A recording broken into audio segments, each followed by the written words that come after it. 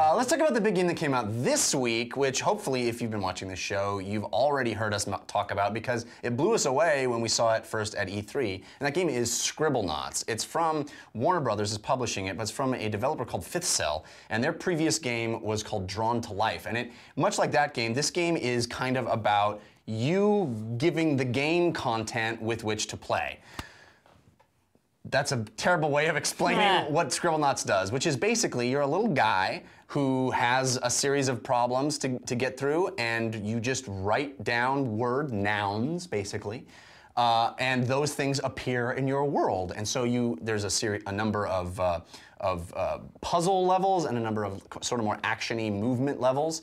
And it's all about figuring out ways to solve those problems using items that you manifest.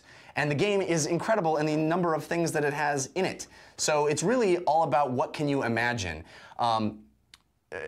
The types of problems you deal with can be anywhere from very simple, just give something to somebody, all the way to sort of more esoteric, what does that mean to you kind of puzzles. And I think that's where the game is really pretty magical in the sense that you've got a mode where you have to solve the level once, and then another mode, if you want to gold star it, where you have to solve it 3 times in 3 different ways. So the game really rewards thinking outside the box.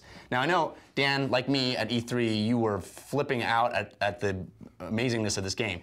Does it, in play, keep your interest? Is it everything you hoped it would be, or does it get old a little bit for you? Well, it does definitely fulfill the promise of the tease. It definitely, everything we saw, and imagining how it would be to actually play, it fulfills. Mm-hmm. It is a pretty awesome game. And something I said at E3 that I still feel now is I love the idea that now that this has been made, the implementation of this kind of thing in other games. So if I'm playing a Harry Potter game, instead of having to scroll through and select a magical spell, if I could if conjure was a spell, if I could just type in something I wanted to conjure, whatever. Well, we don't know that's going to ever happen. But no, but I love the idea of right, well, what about this now that this has been game? Established.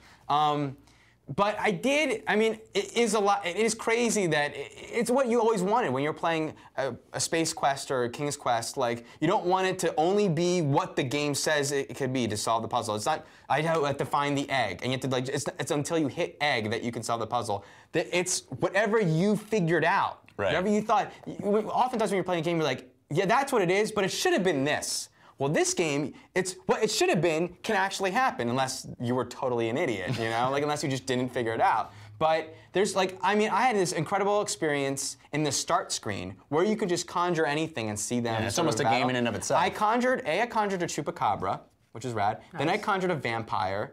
The vampire turned the chupacabra into a vampire. And anything I conjured, it would turn into a vampire. So I was being worked until I finally conjured a cross, and then they all went away. Awesome. And then there's the puzzle where I had to start the car.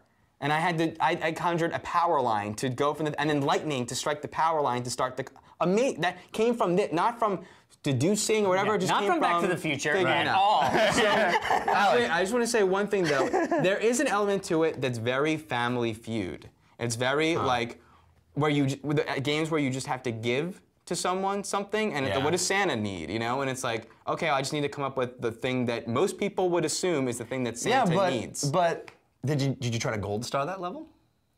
No. See, that's where the game is brilliant. Well, of course, because you could, like Family Feud, once that's there's out number one choice, and there's like 5 other things. You have to start thinking outside the box. No, and it's built into the game. It does get a little old. Did it get old for you, sir, or did it just? So I think I understand what this episode is all about. I was actually really disappointed with Scribblenauts. Wow. I was surprised. Now, given I had not seen the E3 stuff, so I was sort of like infected with your enthusiasms for the game. And when I saw it, I was like, wow, that's really cool. But then we went and started having this thing of like, well, how do you control it? Is it just automated? And blah, blah, blah. There are some really cool transcendent moments, which I loved. Yeah. And those moments, I think, is the reason why you get this game, and you should get this game.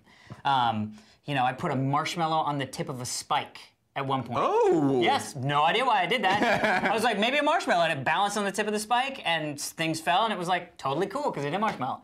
Awesome. So there were moments like that I was like, yeah. There were a lot of other moments, and those other moments were, why is a chain acting like a flopping dead fish? Or why would you think that I wanted to jump off of that cliff into a pot when I really just wanted to highlight that box over there? Why?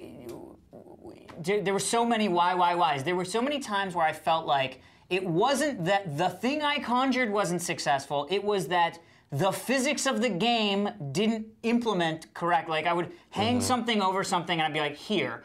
And it would hit the thing and somehow flip it into a weird angle where I was like, it's a pillow. It should not let that box go flying off into everything else. So there were a lot of frustrations for me of the using of the items was the failure. I've solved the puzzle. You know, this happened to me in the bear level. Jetpack, fire. Psh, amazing.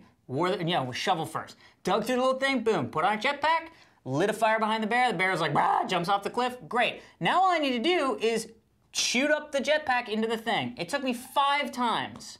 5 times. Just because the guy, when I was moving him in, the action platformer didn't work. The solution was true. That is the solution, and that's how I got it. So it worked.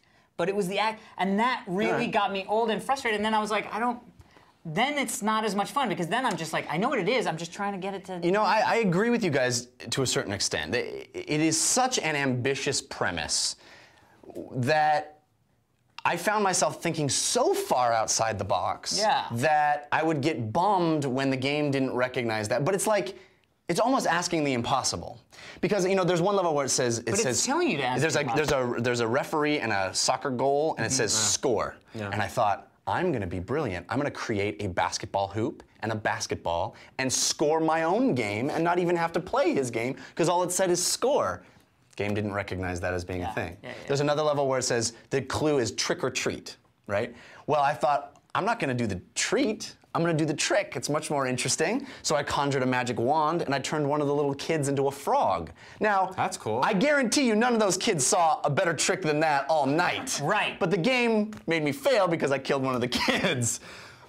I don't know if I'd say you killed the kid. You know, he's not happy. Here's what is wonderful and magical and special about this game. A friend of mine, Amy Jo, I gave a copy of the game to, and she and I had a conversation on the phone about how we solve certain levels. Yeah, I've been wanting to do that. That is where this game is absolutely staggering, because it's like, oh my God, I didn't even think of that. It worked for you, it didn't work. And the storylines that you create, which is sort of the definition of emergent gameplay, you know, that gaming buzzword, which is gameplay that just happens. They didn't even know that it was in the game. That is what's so amazing about this title, and it's why this. I really think it's one of the must-play games of the year, because you just have to experience that level of creativity. And I agree with that. Though I was disappointed with the game as a game-playing experience, to be able to have those moments where you write something and you go, marshmallow, what? Why would that work? Fire butt, and he jumps off? I love it. You know what I mean? Yeah. So it's definitely worth a buy. I was just a little disappointed with my experience. And you were disappointed too? You would write down. It's not that I was disappointed. It's just that I had the experience that I wanted. And you're done with it. I'm not done with it. I'll go back to this every 2 hours. I didn't want to sit there for 8. I thought I was going to sit there for 8 hours and just, what else can I dream of? And I was like, I found myself getting lost in going to the next level and figuring out the next level. Yeah. I'm going to try. And then the ones that were really obvious, I would be like, well, now I'm going to try to gold star it and see if I can. Yeah. And that's just incredible. Yep.